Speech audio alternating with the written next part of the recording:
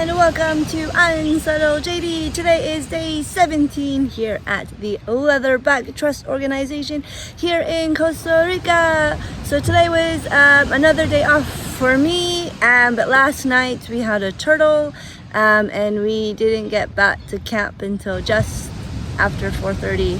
So that means I went to bed at 5 a.m.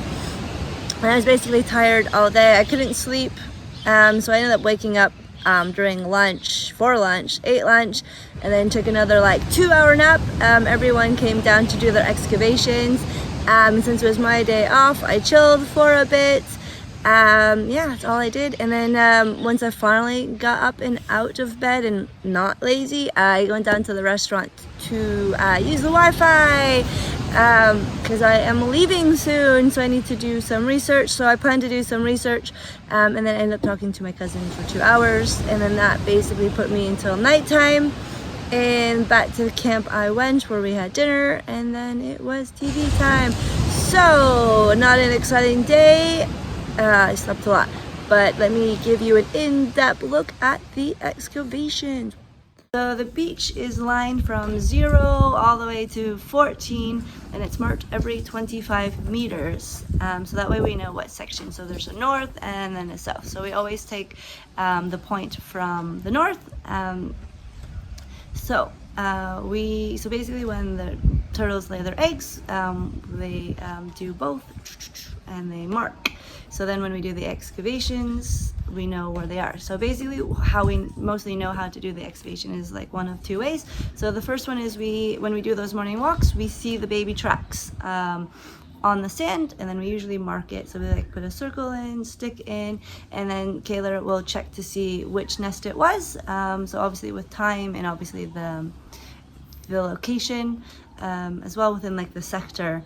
And then so usually after we see the nest, 2 days later we go excavate it. Or if we don't see any of the babies, there are marks, because sometimes maybe they don't hatch or something, or we've just missed it, who knows. Kayla will write down which nest needs to be excavated, basically when it should hatch, and basically to look out for it. And then 2 days after it supposedly should have hatched, we'll go out and excavate and just see what happens to the nest. Okay, so once we basically located the nest, we usually measure at least one side to make sure that's the nest we have, because we don't want to obviously excavate a nest that's still growing or developing. So we double check to make sure that that is the right hole, the right nest. And then once the nest is, we just start digging. And so the nest depth can be anywhere. The smallest I've seen it was about 50 centimeters, not including, this is the wet, not the top sand. So once you get to the wet bit, to the bottom of the nest has been, the smallest has been 53. And the largest I seen was just the other day at 84 centimeters.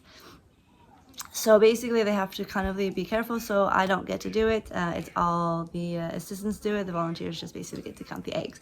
So once they get to that special spot, so sometimes they dig and they don't know, or something hasn't come in, so they'll take a stick and they'll feel around, and then basically if it caves in or it's soft, then they know that that's where the eggs are.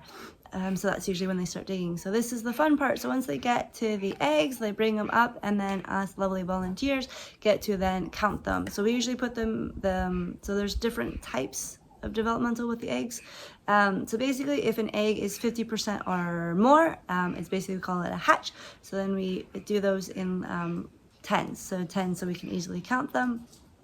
And then we have the full ones. So we also have sometimes they'll just have egg sacs, so there's no yolk inside, or there's one that obviously has yolk in it, and then with maybe developmental. So we keep those all separate. And then so we count the egg sacs, because the Baulas, they have a lot of egg sacs, and then usually not so much with the other two, the Laura and the green turtle. So once we get them, so eggshells, those are open, easy count, write down. Then we have the developmental ones. So we have to open up each egg and see the developmental level. So I haven't seen it yet. So we're also looking for live turtles, dead turtles, and a pip turtle. So a pip turtle is basically when the turtle is like coming out of the shell. I haven't seen it yet. I've only seen basically like the turtles like coming out of the sand trying to like escape. And then the developmental process, we have 0, 1, 2, 3. So 0 is obviously no developmental, it's just the exact. Step 1 is usually when you can see like a little bit of blood.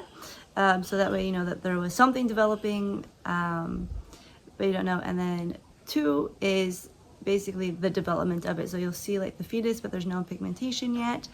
So it's still developing. And then 3 is basically a full turtle is developed. You can tell it's a turtle. It has this pigmentation, and it's basically just growing. So I have seen all 3. I haven't seen 1 yet. I've seen 0, I've seen 2, and I have seen 3.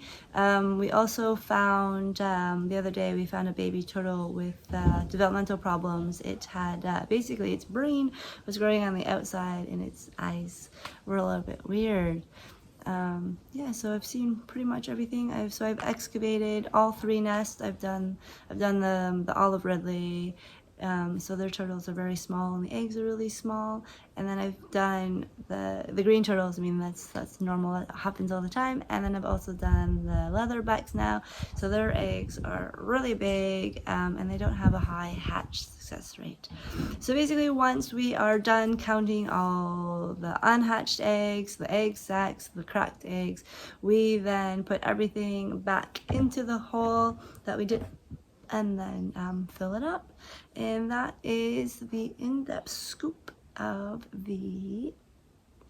Oh, I forgot, before we do that, we also measure. So we measure, so before we throw all the eggs in, we also measure. So we measure the bottom of the pit to the wet part. So that tells us how big she digged. And then we do from that top to basically the level of the sand. And that's usually the depth of the body pit that she makes. And obviously these vary between turtles. Between the turtles, even within the species. The lowers don't seem to be as deep. The bowlas, I mean, they can be deep or like they're kind of in between. And then like same with the green turtles, they can be not too shallow and deep as well. It just varies on the turtle. And the number of eggs also varies as well to the turtles as well. Yeah, so I mean, most of the eggs can be anywhere between 60 to 70. I mean, to 80, 60 to 80 eggs. I've seen more, I've seen less. We excavated a nest that we found 15 eggs in it, and then we've done one that had like 80 something eggs, 81 eggs. So I mean, we also had the leatherback that had like 54 egg sacs, and then like 10 unhatched and like 40 hatched. So I mean, it's a lot of eggs. So the rate it varies, but it can be between 60 to 80-ish. So yeah, so that's the in-depth scoop with the excavations. Bye.